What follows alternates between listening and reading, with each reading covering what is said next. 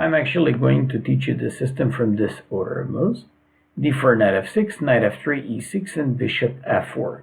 When I play bishop f4, there are like various possibilities for black. I'm going to stick with c5. So when we play c5, they should go with e3. It's important to realize that, for example, in this type of positions, they can, in like 90% of the games, they will go with e3. Those like 10% of players who take on c5, it's nothing, because they just give up on the center. There are like many guys who can make like some of decisive opening mistakes. For example, let's just say they do g3. This is nice miniature to teach you. You just take on d4, and when they take on d4, you come up with famous trick e5, because this king is open, and you just do this double attack. It appears in many type of positions. If they play bishop e5, you just go with queen a5 check and win the bishop. I'm just showing if they play these stupid moves, and that's why they have to play with pawn, and they should go with this pawn move. Just like I told you, all classic London players should go with e3. Then you just go on d4, and they recapture by pawn, and they open up e file, and this is normal continuation by them. If they go with c3, it's completely different type of approach.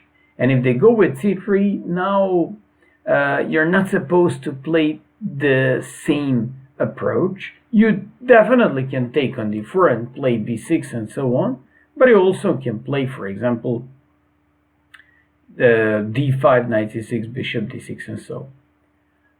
We absolutely can go with c takes d4, c takes d4, and play, for example, d5, knight c6, bishop d6, and this is nothing else, but I'm not sure if you recognize the type of position.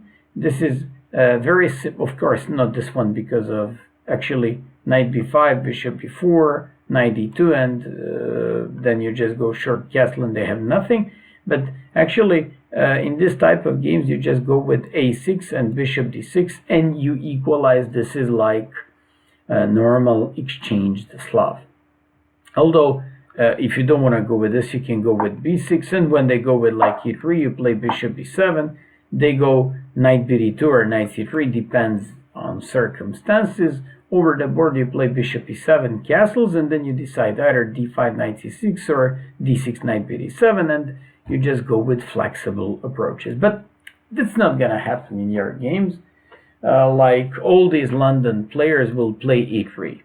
And here, I'll teach you a system that is based on plans.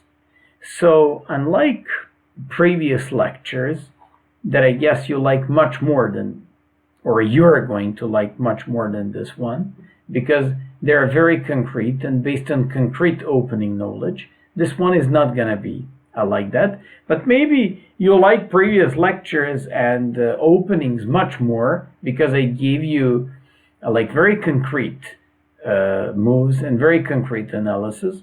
Although this video is going to be way better for you as the time goes by, because it's gonna be based on plans, based on very nice positional ideas by black, and in the long run, you're gonna be able to learn much more from this video.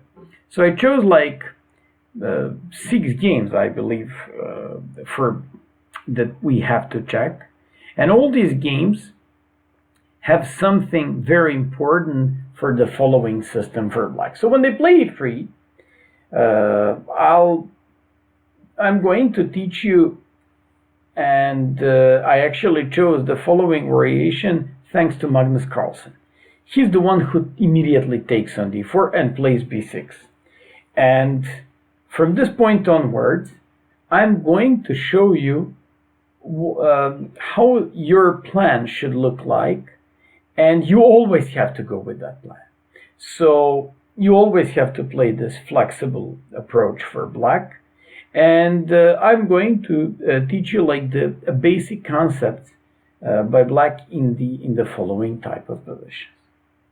So typical London plan here for white should be c3, bishop d3, knight b2, short castle, and h3. h3 in this type of systems is very important because they don't want to lose the dark square bishop. Although it's very interesting to know that once we take on d4, we're not even threatening to win this dark square bishop with the knight h5 possibility. So when we take on d4 and they recapture by pawn, we go with b6. h3 is not like a mandatory move for white in this concrete moment and position, but h3 sooner or later should be played because in most of these variations, white wants to reposition this bishop, actually to put it back on h2 and to have like a nice control of the h2 ba diagonal. On the other hand, we play b6, and after b6, white has like two ideas. To play bishop b7, what I'm going to show you, and in some variations, in some type of games, and by some players, black prefers to go with bishop a6, trading up the light square bishops. Bishop a6 is like a dry option by black, and it more or less should equalize the game, or at least look like the normal continuation by black if he wants to play a very solid type of game, or just to easily equalize the game, but it's kind of dry and boring type of position. So after b6, they can play c3, knight b2, or bishop d3. I would say all these moves, bishop d3, c3, or knight b2, they're actually part of the same system. So let's just say they go c3. Those who play c4, I immediately have to explain you this type of game. Those who play with c4, usually, not like always, but the rule could be c4 and bishop f4, they're not compatible. So you play bishop e7, knight f3, castles, bishop b2, bishop b7, castles, and d5. Looks like any c4 moves in this London system should be met with this d5 move. It immediately isolates the pawn on d4, and from this point onwards, we should be fighting against the d4 pawn. So when I play like rook c1, d takes, bishop takes, from this point onwards, we should go and play and fight against the IQP. I'm just going to remind you, so this actually reminds me on all these typical positional lectures. I just have to teach you what are the two basic rules when you play against the IQP. First rule, block the pawn, and this is the strong and important blocking square d5. And second rule, trade off pieces. So the side who plays against the IQP should trade the pieces off, because the more pieces you trade, the weaker that pawn becomes.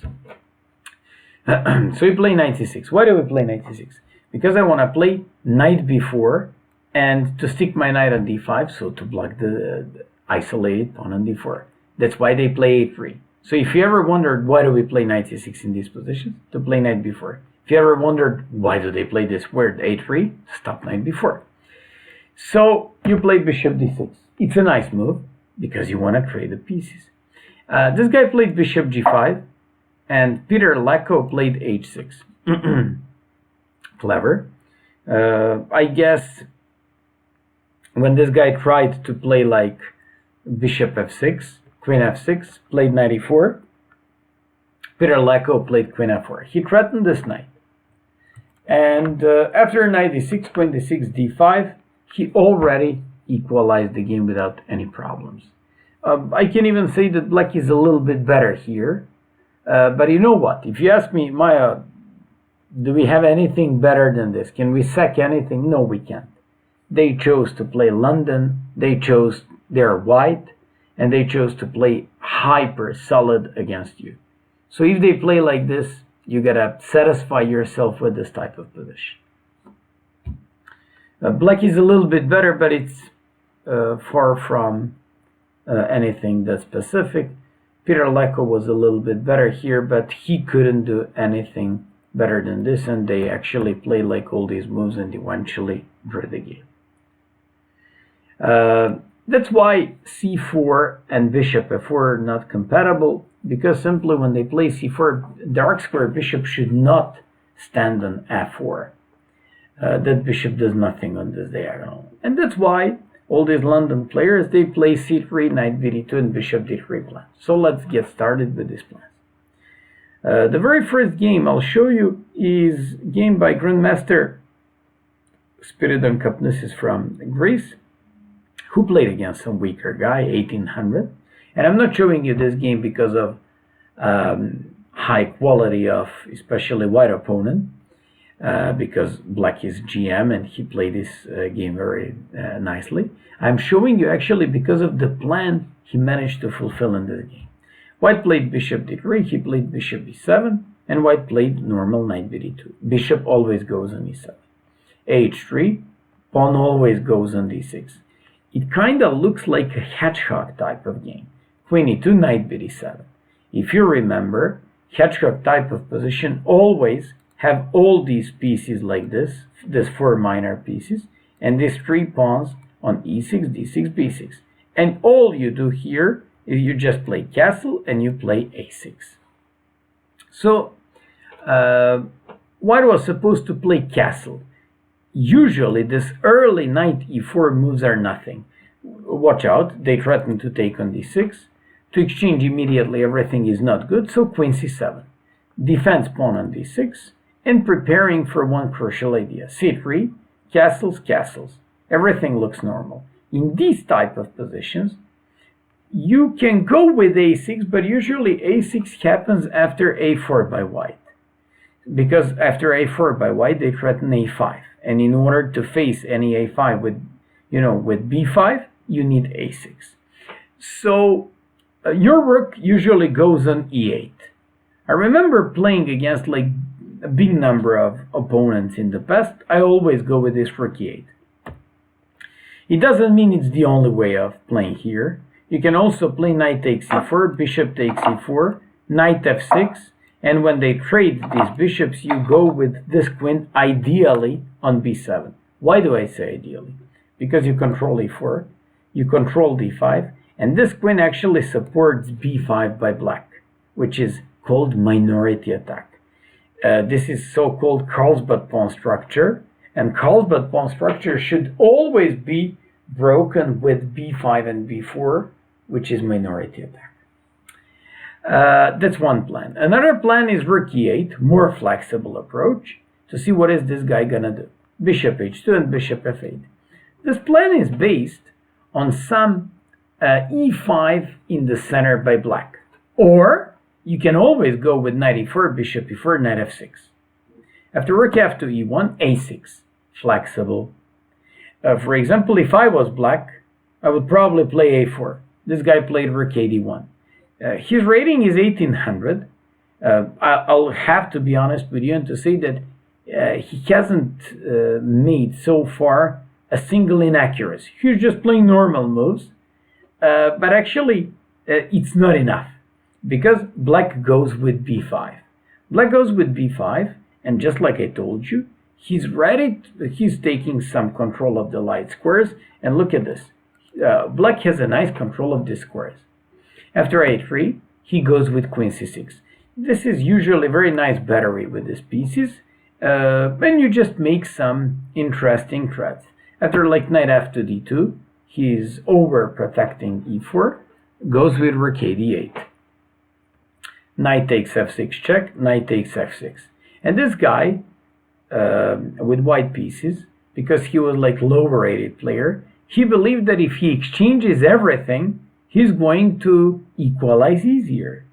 But that's like a strength of this lecture, I'd say, because I'm about to teach you this typical middle game approaches. And for example, here I'm just teaching you what are you supposed to do against this Carlsbad pawn structure, d4, c3, b2.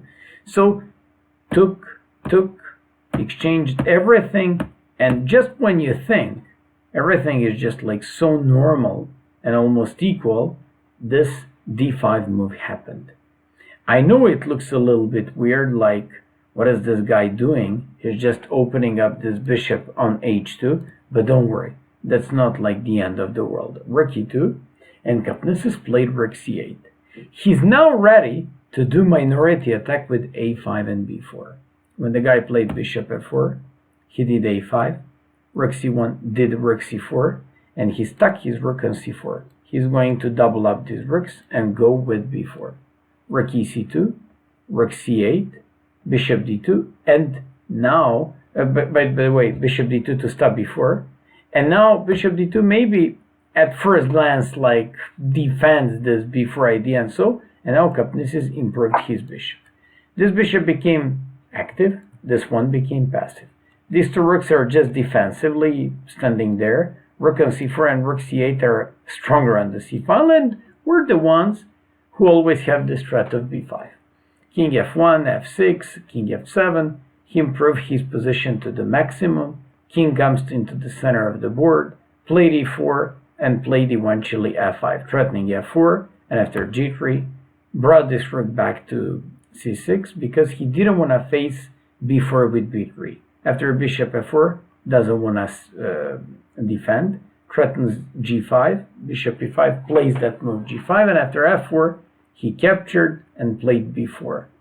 Unfortunately for white, he couldn't handle the pressure, and this is just like a very typical case that just going pure into an endgames or just exchanging pieces is not enough against GMs. He played very bad move, made like terrible mistake, rook c1, and blundered the rook with b3. But let's be honest, there is only one side who plays this game on a win. It's black. This principle of two weaknesses. You just created c3 pawn as a weakness, and afterwards you're going to play h5 and h4. If on h5 they play h4, you can play like rook g8 and go with rook g4 and exchange these dark square bishops. So these are two weaknesses. In endgames, usually you have to create two weaknesses and play on that. This is principle of two weaknesses, and for example, this is what you have to learn. Apart from this game, there is also another game played here between Gatakamsky and Sugirov. So h3, bishop e7, castles d6, everything was the same. Gatakamsky plays a4. He knows his stuff, of course. Threatens a5. Sugirov played a6, bishop h2, castles, knight b2, knight b7. Like I told you, you always go with this hedgehog flexible approach. So after rook e1, now what should be the move? Give me an idea. Give me like candidates. Rook e8, queen c7, and h6. Those are logical and normal moves. People who play rook e8, they just want to open up. They just want to open square f8 for their knight. Knight f8, knight g6, knight d5, knight f4. Or they just want to open f8 square for this bishop and break into the center with some e5.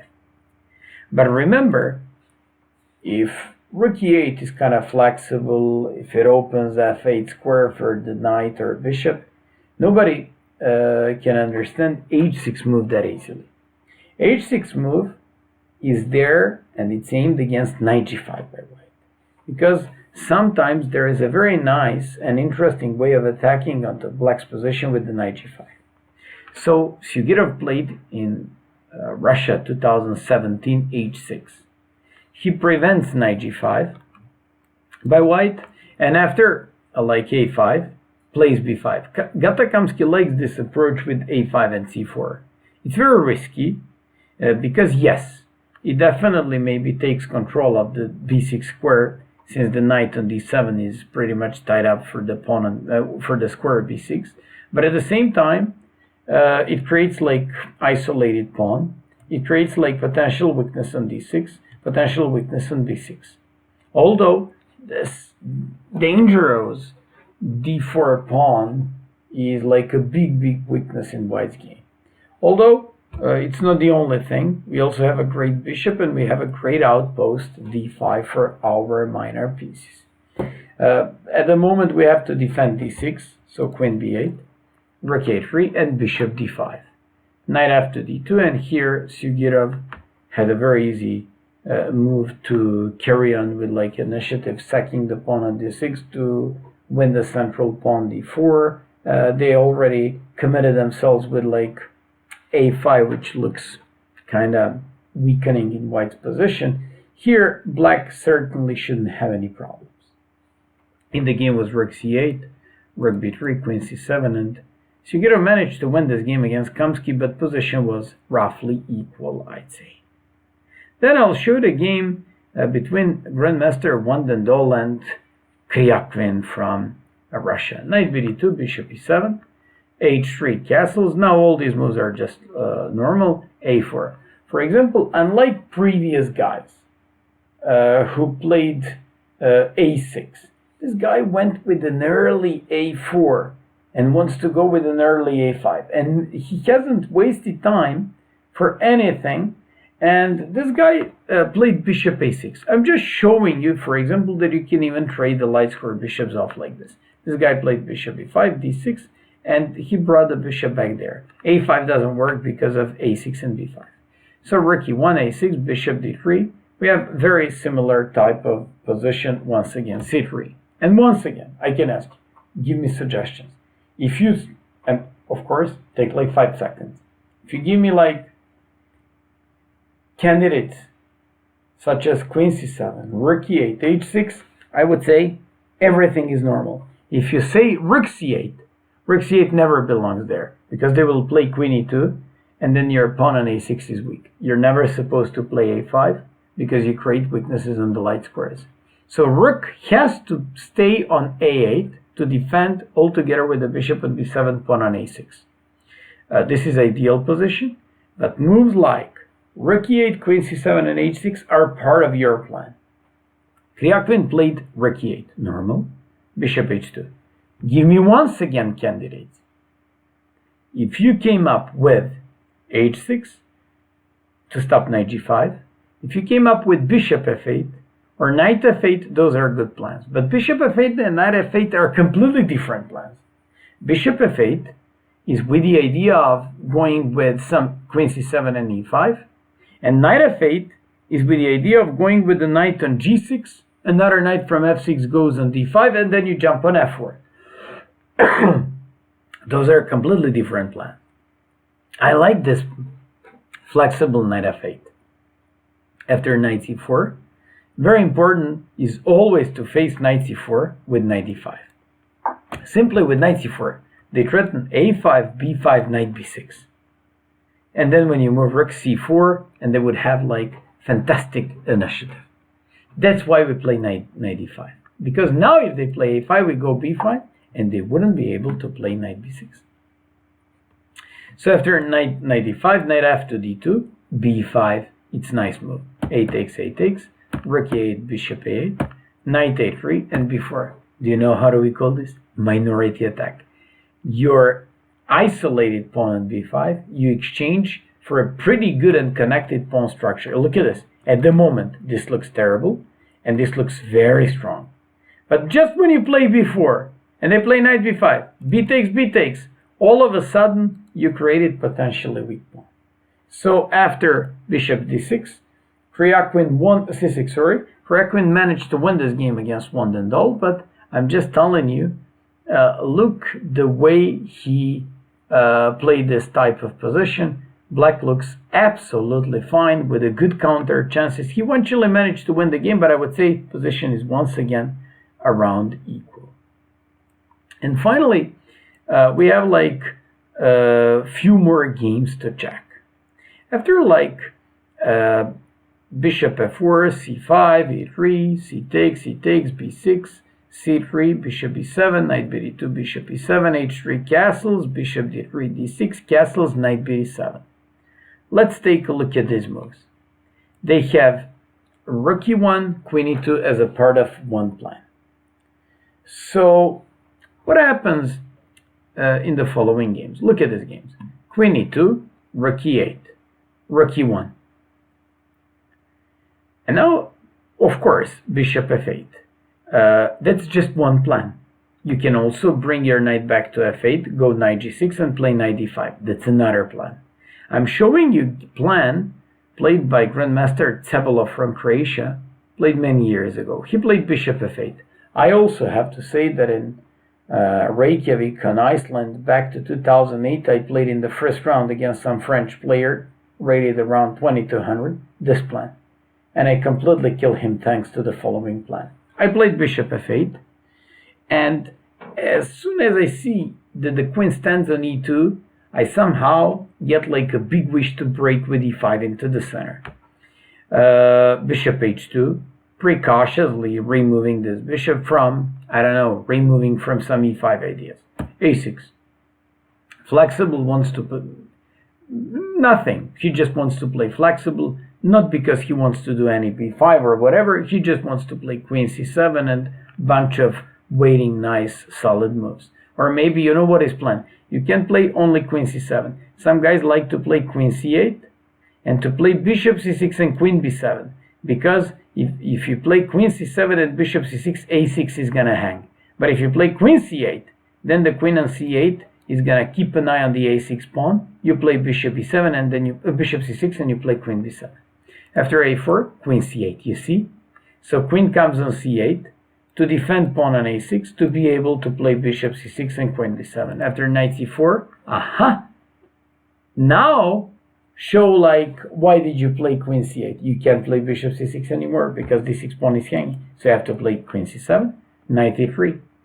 And now he made a very nice move that actually shows his idea very clearly. He played g6.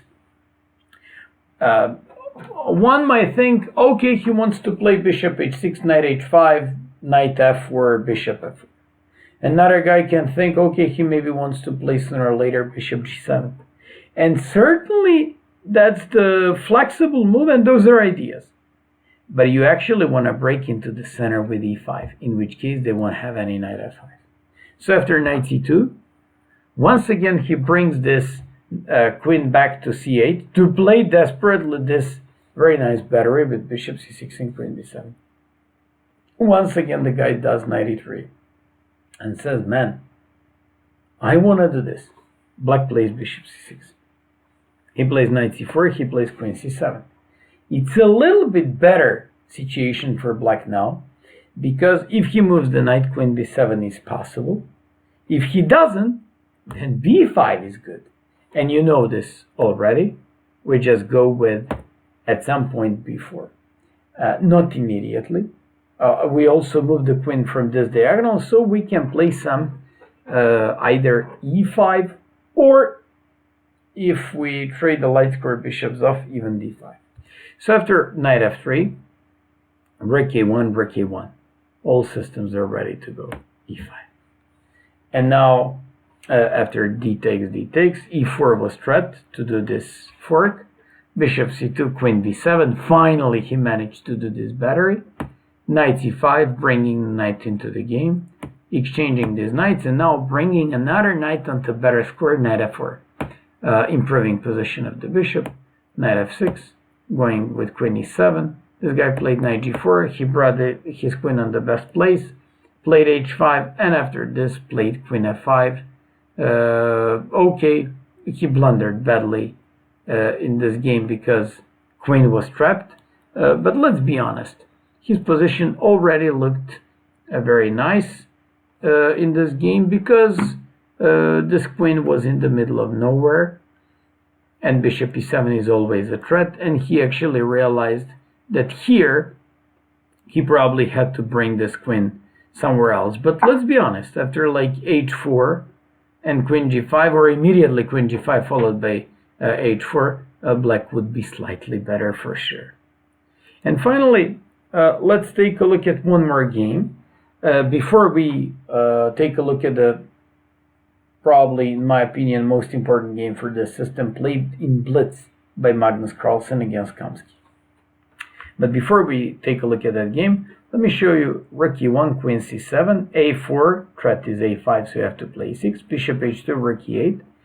And this is a game between Golami from Iran against Nihal Sarin. So look at the game played 2 years ago. This guy played queen e2, bishop f8. Your opponent, as soon as you play bishop f8, he immediately should be familiar with your plan. And your plan should be e5 somehow at some point. How? Probably queen c6 and e5. Or he just wants to see if, but yeah, you always need to play queen c6 before you break with e5. This guy played a5, and Sarin played b5, and the guy played c4. I already showed you that if somebody plays like this, that's Gatakamsky. B takes and bishop c4. If knight c4, probably queen can go back to b8, or you can just play some, I don't know, knight d5 or whatever, and he actually, actually you have to play, or you can play knight d5 threatening knight b4, you can just move rook c8, queen b8, like so many possibilities. Golami captured by bishop. Sarin played queen b8. Nice move. He keeps the flexibility of a6 and d6. After b4, I believe white lost his game because of b4. He absolutely underestimated the meaning of blockading chess. Knight d5 threatens him here. He can't play and push b5. I believe after b5, just knight c3 and capturing the bishop pair, and I believe that this would be easily better game for white because of the bishop pair and because of this pair of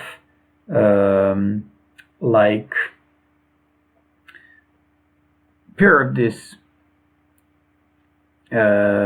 bishops, and maybe rook a6, queen a8, and I would always say these two potentially weak pawns, isolated pawn on d4 and this winged pawn on a5. Anyways, after like b4, knight e5, rook a3, now he made a nice knight c7 move.